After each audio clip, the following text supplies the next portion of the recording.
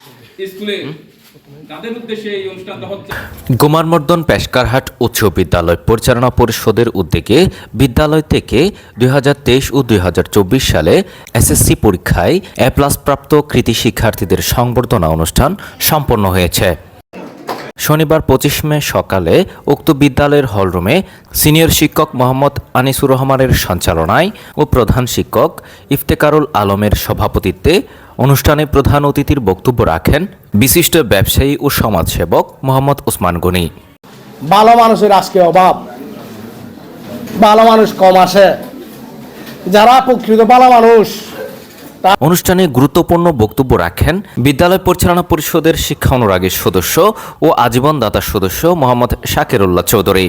এ সময় অন্যান্যদের মধ্যে বক্তব্য রাখেন টাইগার ক্লাবের প্রতিষ্ঠাতা মাহমুদ হোসেন, বিশিষ্ট ব্যবসায়ী নজরুল ইসলাম বাবু, অভিভাবক সদস্য শামসুল আলম, মুজাহের মাস্টার, জসিম উদ্দিন, সুলতানা জামান, প্রাক্তন শিক্ষার্থী আব্দুল আজিজ চৌধুরী। এতে বিদ্যালয় পরিচালনা পরিষদের সভাপতি মাওলানা রশিদ আহমদের পক্ষ থেকে কৃতি শিক্ষার্থীদের সম্মাননা ক্রেস্ট, ব্যাগ ও প্রধান অতিথির পক্ষ থেকে নগদ টাকা প্রদান করা হয়। পরে কৃতি শিক্ষার্থীর পাশাপাশি দাতা সদস্য নজরুল ইসলাম বাবুর পক্ষ থেকে বিদ্যালয়ের সকল শিক্ষক শিক্ষিকা এবং কর্মকর্তা কর্মচারীদের জন্য নগদ টাকা প্রদান করা হয়। শিক্ষার্থীকে দেখেছি যারা এসএসসিতে প্লাস পেয়েছে কিন্তু এসএসসিতে এসে ফেল করেছে।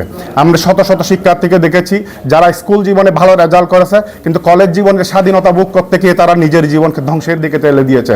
সেজন্য তোমাদেরকে অনুরোধ করব, আমরাও যেহেতু কলেজে ছিলাম, কলেজে পড়েছি, আমরাও দেখেছি কলেজে অনেকটা সময় যে আমি প্রথম ক্লাস না করলেও চলে, আমি হয়তো আমার ভালো লাগতেছে আমি চতুর্থ ঘন্টাটা করব, সেই ঘন্টাতে আমি উপস্থিত হয়েছি, সেই ঘন্টাটা করেছি, প্রথম ঘন্টায় করেছি, চতুর্থ ঘন্টা আমার না করলেও চলে। সেভাবে আমরা করতে গিয়ে অনেকেই সেই জিনিসটুকু করতে গিয়ে, সেই স্বাধীনতা ভোগ করতে গিয়ে তখন নিজের ভবিষ্যতের কথা ভুলে যাই, নিজের জীবনের মানে যেই উন্নতির চরম শিখরে পৌঁছার যেই ভালো রেজাল্ট করার এসএসসিতে এই জিনিসগুলো তারা ভুলে যায়। আমরা যখন লেখাপড়া করেছি তখন এই বিদ্যালয়ের এই পরিবেশ ছিল না।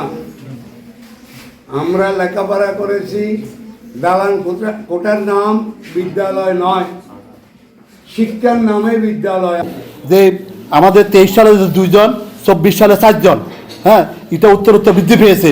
আমরা এটাকে আরও বৃদ্ধি করে এটার ধারাবাহিকতা ধরে রেখে স্কুলের মান সম্মানকে অক্ষুণ্ণ রাখবো।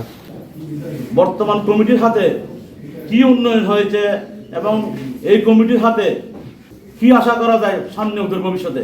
আমরা প্রথমত যে গত 2 বছর যে কাটিয়েছি, আমাদের সভাপতি যিনি ছিলেন হয়তো সভাপতির কণ্ঠাসার কারণে আমরাও রীতিমতো কোনো প্রোগ্রামে উপস্থিত হই নাই।